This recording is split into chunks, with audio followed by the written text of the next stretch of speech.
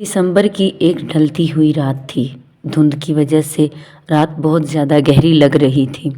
वो सब इस वक्त अस्पताल में मौजूद थे। वो दुल्हन के लिबास में मलबूस, चादर को नमाज के स्टाइल में लपेटे दीवार से सर टकराए खड़ी थी। नज़रें गोद में मौजूद इस मासूम वजूद पर टिकी थी। इसके साथ ही बेंच पर फातिमा बेगम बैठी ज़ेरे लब कुछ पढ़ रही थी। उनकी नज़रें आईसीयू के शीशे पर सर टकराए खड़े अंसर यज़दानी पर पड़ी। इस वक्त वो शख्स इन्हें बहुत हारा हुआ लग रहा था। कुछ खो जाने का खौफ उसके चेहरे पर बाआसानी पढ़ा जा सकता था। सामने जावेद यज़दानी सर झुकाए खड़े थे। बेलविला की जान बसती है मुझ में, इस घर के हर फर्द की जान हूँ मैं। राबेल की आवाज़ एकदम से वहाँ मौजूद तमाम लोगों के कानों में गूंजी और यहाँ राबेल ने नज़र उठाकर वहाँ मौजूद सब लोगों पर डाली और एक गहरी सांस ली। आंसू तो पहले ही इसका चेहरा भिगो रहे थे। तुम सच कहती थी अर्श, राबेल विला भले ही मेरे नाम से है मगर इस घर के मकीनों की जान अर्श में बसती है। तुम तो हम सब की जान हो अर्श, ऐसे किसी की जान निकालते हैं भला? वो रोती हुई आवाज़ में कहने लगी। यहाँ आईसीयू का दरवाज़ा खुला। बाहर आने वाला शख्स अशर यज़दानी था। अशर यज़दानी अर्श का भाई था। अंसर तीर की तेज़ी से उसकी तरफ बढ़ा। अशर, अर्श कैसी है? वो ठीक है ना? मैं मिल लूँ इससे?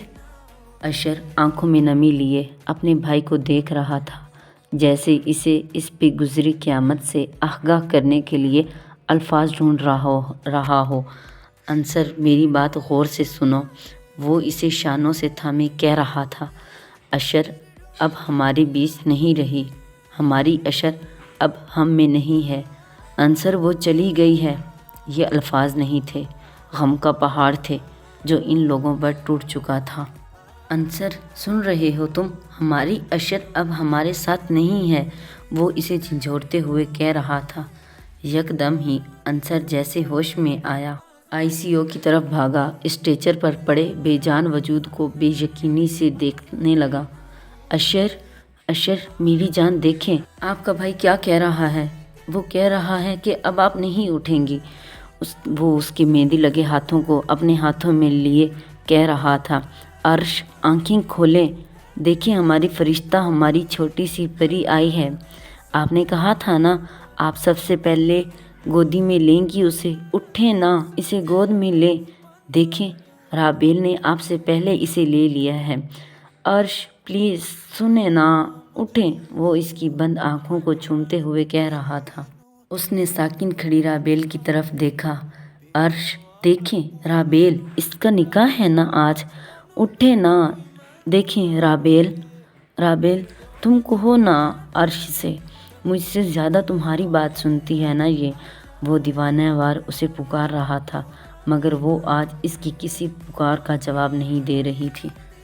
राबेल ने पथराई नज़रों से अर्श का बेजान वजूद देखा।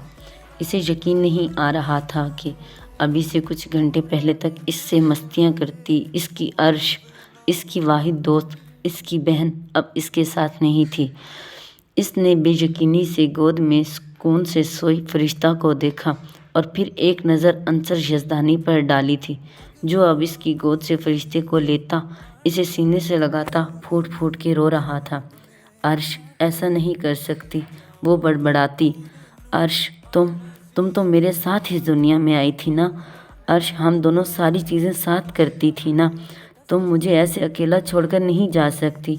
वो अर्श के हाथ पकड़े हल्की आवाज़ में कह रही थी। बोलो ना अर्श, अकेले जा रही हो? मुझे किसके सहारे छोड़ के जा रही हो? अर्श अगले ही लम्हे इसकी चीखें अर्श हिला रही थी। वो रात अंधेरी थी और इनकी ज़िंदगियां भी अंधेरी कर गई। वो पिछले 2 घंटों से अर्श की कब्र पर बैठा उसकी कब्र पर हाथ फेर रहा था। उसके लिए यकीन करना मुश्किल था कि अपनी ज़िंदगी को अपने हाथों से कब्र में उतारने के बाद वो ज़िंदा है। घर चल अंसर, घर पर भी तो सब कुछ संभालना है ना। अशर ने इसके कंधों को थपथपाते हुए इसे दिलासा देने की कोशिश की। अंसर, मेरी तरफ देख, नुकसान तो मेरा भी हुआ है ना। میں نے بھی تو بہن کھوئی ہے یار۔ بس اشر ہی جانتا تھا وہ یہ سب کس حوصلے سے کر رہا تھا۔ کل سے سب کو دلاسا دیتے دیتے اب اس کے اپنے حوصلے پست ہو رہے تھے۔ عرش کو یہاں اکیلے چھوڑ کر چلا جاؤں؟ اس نے نظریں نہیں اٹھائی تھی۔ تو جانتا ہے نا انہیں اندھیرے سے کتنا ڈر لگتا ہے، وہ بہت دھیمی آواز میں بول رہا تھا۔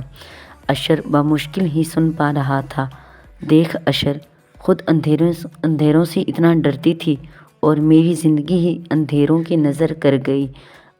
اس وقت اشر کو وہ ایک بچہ لگ رہا تھا جو اپنا کھلونا چھن جانے پر روتا ہے، اسے واپس پانے کی کوشش کرتا ہے، مگر جو وہ کھو چکا تھا وہ کھلونا نہیں تھا، وہ انسان تھی، اس کی عرش تھی جو اب واپس کبھی نہیں آ سکتی تھی۔ اشر بہت مشکل سے اسے اٹھانے میں کامیاب ہو چکا تھا۔ گھر چلے فرشتے کو بھی تو دیکھنا ہے نا تجھے۔ فرشتہ؟ ہاں، اشر کی آخری نشانی۔